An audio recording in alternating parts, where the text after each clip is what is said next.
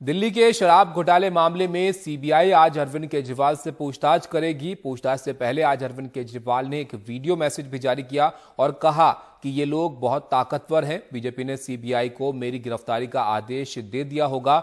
आगे उन्होंने कहा कि बीजेपी को सत्ता का अहंकार हो गया है, वो सबको जेल की धमकी देते हैं। केजरीवाल का नाम सीबीआई की चार्जशीट में सामने आने के बाद उन्हें पूछताछ के लिए बुलाया गया है। सीबीआई के सामने पेश होने से पहले केजरीवाल राजघाट जा रहे हैं। राजघाट वो गए और इसके बाद पूछताछ के लिए सीबीआई दफ्तर का रुख उन्होंने किया और इस पूछताछ के विरोध में दिल्ली के कई जगहों पर आम आदमी पार्टी कार्यकर्ताओं के प्रदर्शन की तस्वीरें भी आ रही हैं और इन प्रदर्शनकारियों को पुलिस जबरन हटा भी रही है ताकि शांति व्यवस्था भंग ना हो। वहीं सीबीआई दफ्तर के बाहर भी अतिरिक्त सुरक्षा बल की तैनाती की गई है।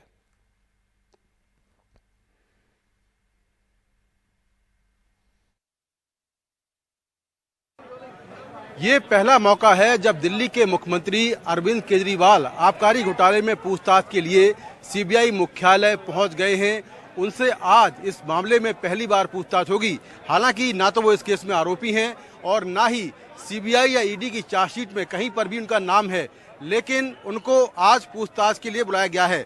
दरअसल इस मामले में जो आबकारी विभाग के पूर्व सचिव सी अरविंद थे, उनसे जो सीबीआई ने पूछताछ की थी और उनका बयान कोर्ट में सीआरपीसी 164 के तहत दर्ज कराया था, उसमें उन्होंने कहा था कि मार्च 2021 में दिल्ली के मुख्यमंत्री अरविंद केजरीवाल के घर में एक मीटिंग हुई थी और इस मीटिंग में मनीष सिसोदिया भी थे, सत्येंद्र जैन थे और इस मीटिंग में अरविंद केजरीवाल ने वर्बली तौर पर कहा था कि जो शराब के कारोबारी हैं उनका मार्जिन 6% से बढ़ाकर 12% कर दिया जाए। तो आप देखें कि ये काफिला जो है दिल्ली के मुख्यमंत्री का सीबीआई मुख्यालय पहुंच गया है।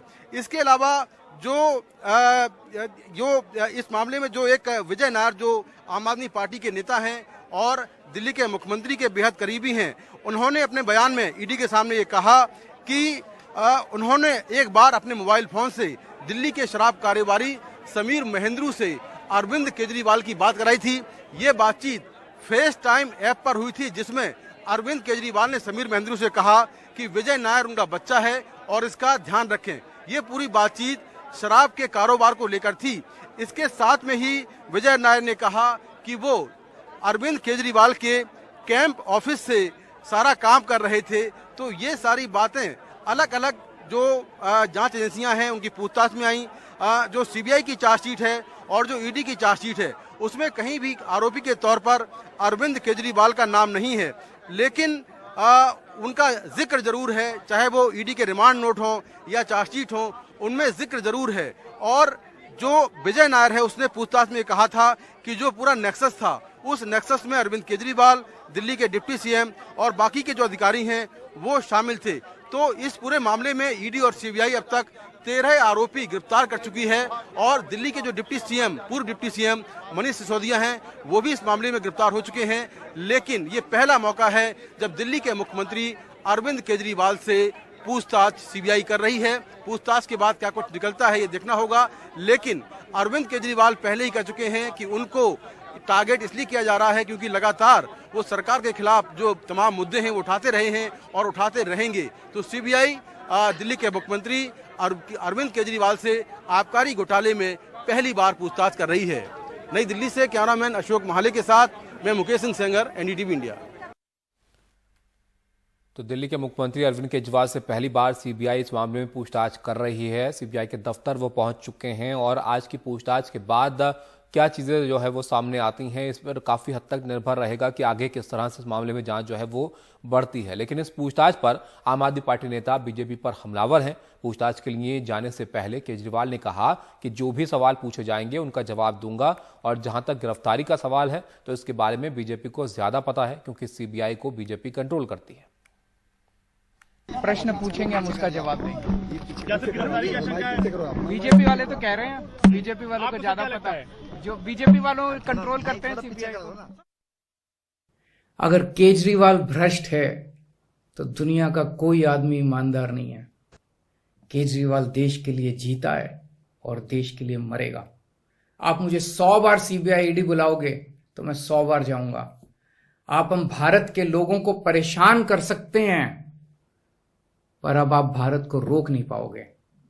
भारत दुनिया का नंबर 1 देश बन ये के लोकतंत्र नहीं है, ये तो मतलब तानाशाही है। और दो शाह बैठे हैं वहां पे, एक अमित शाह एक तानाशाह, बस दोनों हर रोज कोई ना कोई फरमान जारी करते हैं। इसको टीवी चैनल को बंद कर दो, इसको ये हर बात के लिए हमें, कैसा लोकतंत्र है जी 75 साल की आजादी के बाद, हर बात के लिए हमें सुप्रीम कोर्ट जाना पड़ता है। ये लोग दिन रात ये सोचते हैं इसको उठाएं, इसको उठाएं, इसको उठाएं, जो टीवी पे थोड़ा ज्यादा बार आ जाता है कहते हैं इसको उठा लो। तो आपने देखा आम आदमी पार्टी की तरफ से किस तरह इस मामले को लेकर जो है वो आरोप लगाए जा रहे हैं एजेंसियों पर, बीजेपी पर। वहीं आप देखिए शराब नीति में घोटाले के खिलाफ दिल्ली के राजघाट पर बीजेपी के नेता और कार्यकर्ता प्रदर्शन कर रहे हैं। बड़ी संख्या में बीजेपी कार्यकर्ता होर्डिंग्स लेकर यहां पर पहुंचे हैं जिसमें केजरीवाल और आम आदमी पार्टी के खिलाफ नारे लिखे हैं। वहीं बीजेपी का इस पूरे मामले पर कहना है कि शराब नीति भ्रष्ट तंत्र का अड्डा है और इस मामले के मुख्य आरोपी जेल में हैं और सूत्रधार अभी बाकी है।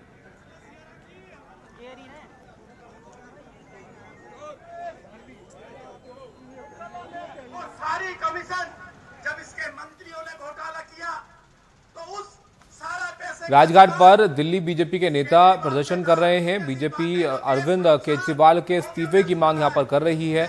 दिल्ली बीजेपी अध्यक्ष वीरेंद्र सचदेवा से बात की हमारे सहयोगी राजीव रंजन। दिल्ली के मुख्यमंत्री अरविंद केजरीवाल के खिलाफ दिल्ली बीजेपी के कार्यकर्ता राजघाट पर धरना दे रहे हैं। इनका ये कहना है कि अरविंद केजरीवाल अपने पद से इस्तीफा दे। वहीं केजरीवाल का कहना है कि उनको झूठे मामलों में फंसाया गया है। सीबीआई पूछताछ से जाने से पहले अरविंद केजरीवाल राजघाट पर आए थे और महात्मा गांधी की समाधि स्थल पर नमन किया था। उनका ये कहना है कि उन्होंने उस बच्चों को स्कूल के लिए काम किया, भ्रष्टाचार के खिलाफ लड़ाई लड़ी और यही वजह है उनको फंसाया जा रहा है। लेकिन दिल्ली बीजेपी के कार्यकर्ता देख सकते हैं कि राजघाट पर जो है यहाँ पर प्रदर्शन कर रहे हैं और एक पोस्टर देखे तो साफ तौर पर लिखा हुआ है कि अन्ना हजारे का कोड दिखा रहे कि केजरीवाल भ्रष्टाचारी है, केजरीवाल के इस पाप को दंड मिलना चाहिए। अन्ना हजारे का कोड यहाँ पर दिखा रहे कि केजरीवाल की शराब नीति जो है जनता को बर्बाद करने वाली है। तो ये सारे जो नेता हैं एक एक करके बैठे हुए, इनका ये कहना है कि केजरीवाल ने जो है गलत काम किए हैं और वो शराब घोटाले का मुख्य सूत्रधार है। हालांकि आपको ये बता दें कि जो एफआईआर जो है और जो सब कुछ है उसमें जो केजरीवाल का कहीं नाम नहीं है। केजरीवाल का कहना है कि स्कूल बच्चों के बना है, भ्रष्टाचार के खिलाफ लड़ाई लड़ी और आप लोग धरना दे रहे हैं। अरविंद केजरीवाल सिर्फ हमारी 4 बातों का जवाब दे दें। अगर ये शराब नीति अच्छी थी तो वापस क्यों ली, बता दें, नहीं बोलेंगे। अरविंद केजरीवाल बता दें कि विजय नैयर से उनके क्या संबंध है, समीर महेंद्रू से क्या संबंध है, दिनेश अरोड़ा के साथ क्या संबंध है, अरुण पिल्लई के साथ क्या संबंध है, किस हैसियत से विजय नायर उनके मंत्री कैलाश गहलोत के घर पे रहता था, वो बता दें। अरविंद केजरीवाल नहीं बताएंगे। बात करें कि सच्चाई की लड़ाई लड़ रहे हैं, यही वजह है कि राजघाट पर भी आए थे वो। अरविंद केजरीवाल अपने पाप, अपने झूठ, अपने भ्रष्टाचार को छुपाने के लिए राजघाट का सहारा ले रहे हैं। बीजेपी के अध्यक्ष वीरेंद्र सचदेवा जिनका ये कहना है कि केजरीवाल जो है अपने भ्रष्टाचार और झूठ को छुपाने की कोशिश कर रहे हैं।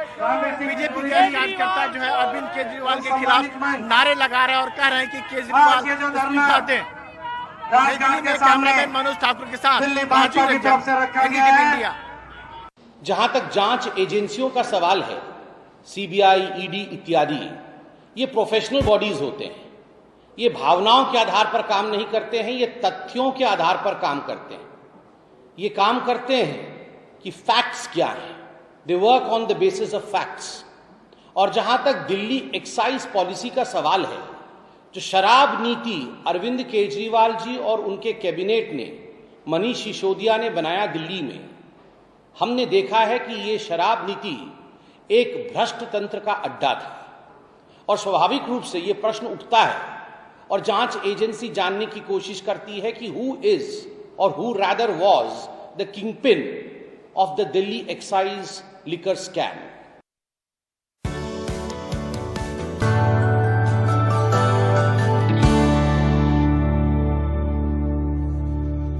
और अब बात कर्नाटक की सियासत की करते हैं। कर्नाटक में बीजेपी को बड़ा झटका लगा है। यहां पर हुबली धारवाड़ सेंट्रल सीट से विधानसभा चुनाव के लिए टिकट नहीं मिलने पर हाईकमान से नाराज चल रहे बीजेपी सरकार के पूर्व मुख्यमंत्री जगदीश शेट्टार पार्टी से आज इस्तीफा देने वाले हैं। शेट्टार ने कहा कि विधानसभा स्पीकर से मिलकर वो आज इस्तीफा सौंपेंगे। शेट्टार ने यह भी कहा कि वो बीजेपी छोड़ देंगे।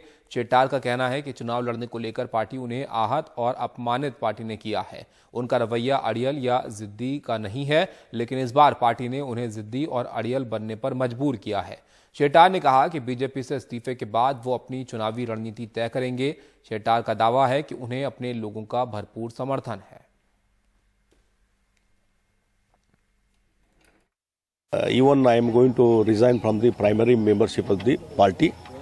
Afterwards, I will discuss what are the options, whether to contest independent or contest on any party base. I will decide next course of action within a short period. After coming from the CC, I will take the decision. And it is all in my political career. This is a bad times. I will say last 3-4 months it is a bad times.